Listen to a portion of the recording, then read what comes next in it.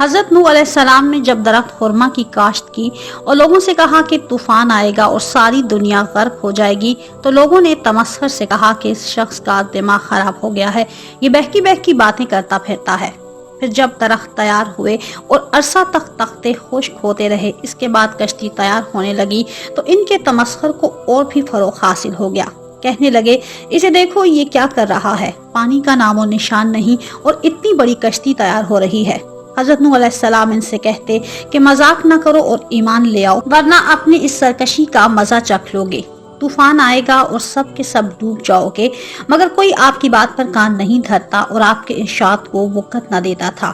بالآخر وہ وقت آ ہی گیا جس کا ذکر حضرت نوح علیہ السلام کیا کرتے تھے۔ حضرت نوح علیہ السلام کی بیوی مقام مسجد کوفہ پر اس آہنی تندور میں روٹی پکا رہی تھی جو حضرت حوا کا تھا کہ دفتن اس میں سے پانی ابلنا شروع ہوا۔ انہوں نے دوڑ کر حضرت نوح کو باخبر کیا۔ حضرت نوح نے بائی اندیشہ کہ اس طوفان میں اور میرے بچے کہیں غرق نہ ہو جائیں، اس کے منہ کو ایک بڑے پتھر سے بند کر کے بارگاہ خداوندی میں عرض کی، مالک کیا ہم سب اس میں غرق ہو جائیں گے؟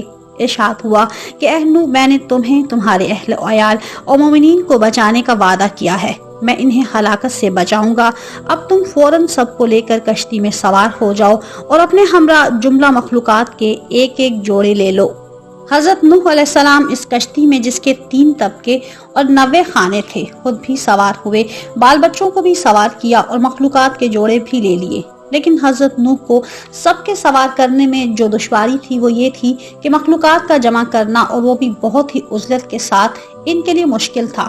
لہٰذا بارگاہ خداوندی میں عرض کی، مالک ساری دنیا کے جانوروں کو کیسے جمع کروں؟ ارشاد ہوا، میں سب کو بھیجے دیتا ہوں۔ چنانچہ وہ ساری مخلوق جس کا کشتی میں سوار ہونا مقصود تھا، ایک ہوا کے جھونکے سے حضرت نوح تک پہنچ گئی اور انہوں نے سب کو سوار کر لیا۔ نیچے کے طبقہ میں درندوں اور دیگر چوپایوں کو رکھا، درمیانی طبقہ میں کھانے پینے کی چیزیں رکھی اور اوپر کے طبقہ میں انسانوں کو ٹھہرایا۔ ایک روایت میں ہے کہ دوسرے ہی طبقہ میں پرندے بھی تھے۔ جانوروں میں چونکہ چونٹی سب سے چھوٹی تھی، اس کے کچل جانے کا اندیشہ تھا، لہٰذا اس کو بالائی طبقہ میں رکھا گیا۔ مورخین اور محدثین کا بیان ہے اور قرآن مجید میں بھی ہے کہ حضرت نوح علیہ السلام نے کشتی میں لوگوں کو سوار کرتے وقت اپنے فرزندوں اور بیویوں کو حکم دیا کہ کشتی میں سوار ہو جاؤ۔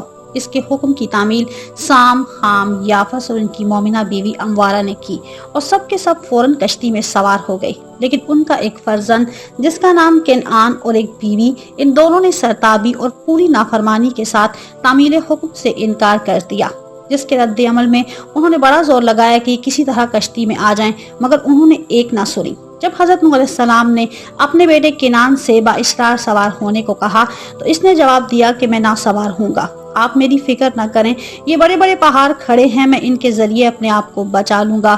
بالآخر وہ غرق ہو گیا۔ حضرت نوح علیہ السلام نے سب کے کشتی پر سوار ہو جانے کے بعد تنور کا منہ کھول دیا اور کشتی میں خود بھی سوار ہو کر اس کے تمام دروازے بند کر دیے اور اوپر سے اس طرح ڈھانک دیا کہ کشتی میں اندھیرا گھپ ہو گیا۔ تنور کا منہ کھلنا تھا کہ پانی تیزی سے ابلنے لگا، اور چونکہ آسمان کے 7 سیارے برج سرطان میں آ گئے تھے جس کا تعلق آب بارانی سے ہے، لہٰذا پانی برسنے لگا اور ایسا برسا کہ پھر کبھی نہ برسا۔ کھٹا ٹوپ اندھیرا چھا گیا، ساری دنیا تاریک ہو گئی، اور یہی سلسلہ 40 شبانہ روز تک جاری رہا، یہاں تک کہ دنیا کے بلند ترین پہاڑ سے 15 ہاتھ پانی اونچا ہو گیا۔ ایک روایت کی بنا پر پانی اتنا بلند ہوا کہ کشتی تابہ آسمان تک جا پہنچی اور دنیا کی تمام چیزیں تہہ بآب ہو گئیں اور تمام مخلوقات ختم ہو گئیں۔ کثیر روایات میں ہے کہ صرف ایک خانہ کعبہ ڈوبنے سے بچ گیا اور اسی لیے اسے بیت العتیق کہتے ہیں۔